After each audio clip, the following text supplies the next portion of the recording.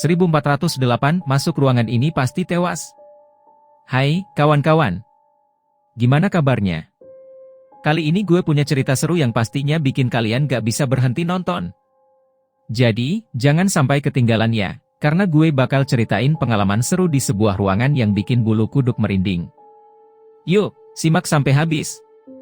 Ceritanya ada seorang penulis bernama Mike Enslin, yang tujuannya adalah ngebongkar mitos-mitos supranatural. Tapi, si Mike sendiri gak percaya sama hal-hal gaib itu. Ini dikarenakan imannya atas hal gaib luntur saat anak perempuannya meninggal. Suatu hari, pas lagi promosi bukunya di Hermosa Beach, California, dia dapat kartu pos anonim yang nunjukin gambar Dolphin Hotel di Lexington Avenue, New York City, dengan tulisan, "Jangan masuk ke 1408. Nah, Mike jadi tertantang dan akhirnya nekat minta kamar 1408 di hotel tersebut. Awalnya, si manajer hotel, Gerald Olin, nyobain buat menghentikan Mike.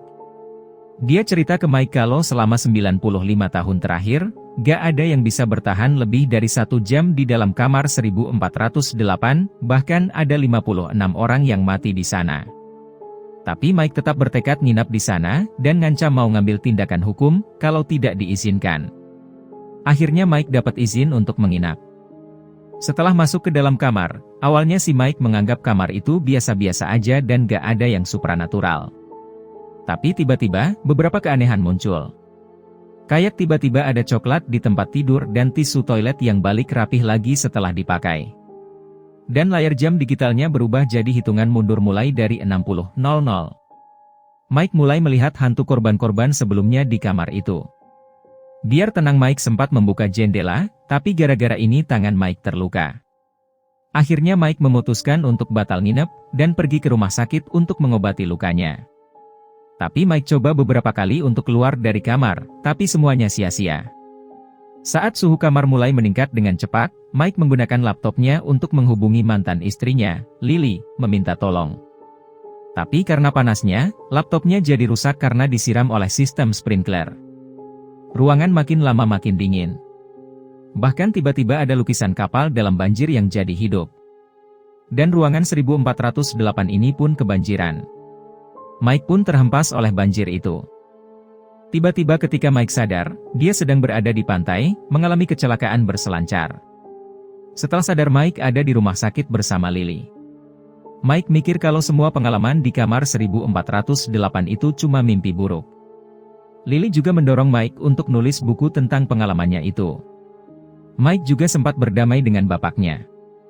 Tapi, saat Mike mau ngirimkan naskahnya ke penerbit, dia sadar kalau dia masih terjebak di dalam kamar 1408. Dan sadar bahwa semua ini adalah mimpi. Tiba-tiba putrinya Katie muncul dan memeluk Mike. Tapi Katie berubah jadi abu, yang membuat Mike sangat sedih. Dan jam pun terus menghitung mundur. Ketika hitungan mundur berakhir, kamar itu kembali normal dan jam radio diulang dari awal. Tiba-tiba telepon pun berbunyi. Suara perempuan yang mengaku sebagai operator hotel nelpon Mike. Mike nanya kenapa dia belum dibunuh, dan dia diberitahu kalau tamu bisa memilih untuk mengulang 1 jam terakhir secara terus-menerus, atau menggunakan sistem check code cepat. Tiba-tiba muncul jerat gantung, tapi Mike menolak menyerah. Mike improvisasi dengan membuat koktail molotov dan membakar kamar itu. Dia berbaring dan tertawa kemenangan setelah menghancurkan kamar itu. Mike akhirnya diselamatkan oleh pemadam kebakaran dan dibawa ke rumah sakit, di mana dia bertemu Lily untuk berbaikan. Dari situ Mike memulai hidupnya yang baru, tapi pengalaman di ruang 1408 itu mengembalikan imannya kembali. Dia percaya ada sesuatu yang supranatural setelah kematian. Wah, ceritanya seru banget kan guys? Kalian jangan lupa like, komen, dan subscribe ya biar gak ketinggalan video seru lainnya. Sampai jumpa di video selanjutnya, dan tetap semangat, teman-teman!